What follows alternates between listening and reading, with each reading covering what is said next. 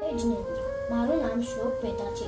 હું અને મારા મિત્રો આપ સૌને આજથી ચાલુ થતા પર્યુષણ પર્વ વિશેની માહિતી આપવા માંગીએ છીએ. પરમાત્માની સમીપે લઈ જતો એવો મહાપર્વ એટલે પર્વધિરાજ પર્યુષણ. પર્યુષણના 5 પ એટલે પ્રભુ દર્શન, પૂજા, પ્રવચન, પ્રતિક્રમણ, પરિત્યાગ છે. પર્યુષણ એટલે પરિત્યાગ અને સંયમનો તહેવાર. આમાંથી હું તમને આજે પરિત્યાગ વિશેની માહિતી આપવા માંગુ છું.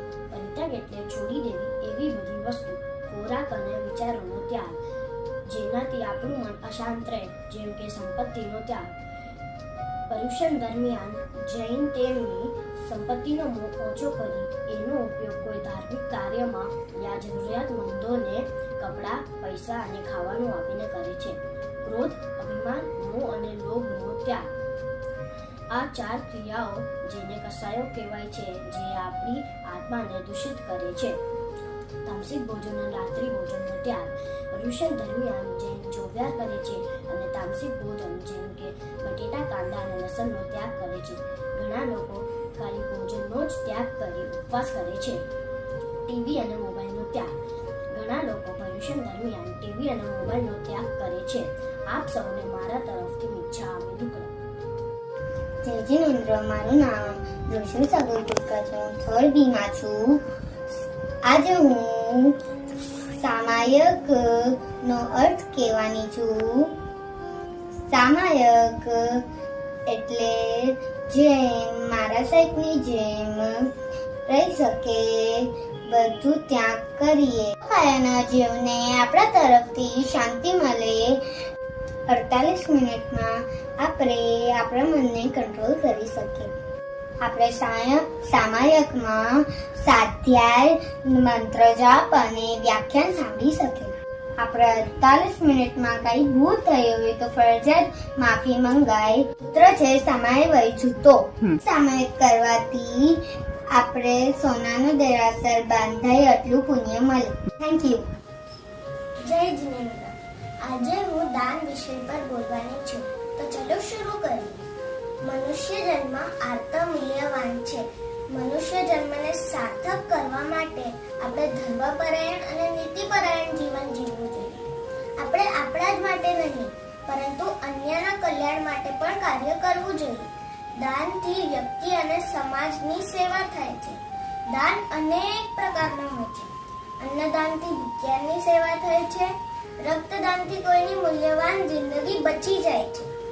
જ્ઞાનદાનથી વ્યક્તિ અને સમાજના જીવોને સાચો માર્ગ સાંપડે છે. જ્ઞાનદાનથી વ્યક્તિમાં સારું સમજવાની વિવેક શક્તિ મળે છે. એ વ્યક્તિ તેમજ સમાજનો વિકાસ થાય છે. એમ તો તલના લાડુમાં સિક્કાઓ નાખીને દાન અપાય છે, પણ એવી રીતે આપણે ગુપ્ત દાન પણ કરી શકીએ. મિચ્છામિ દુક્કડમ. પૂજા જૈન ધર્મની અત્યંત પવિત્ર ક્રિયા એટલે જીન પૂજા.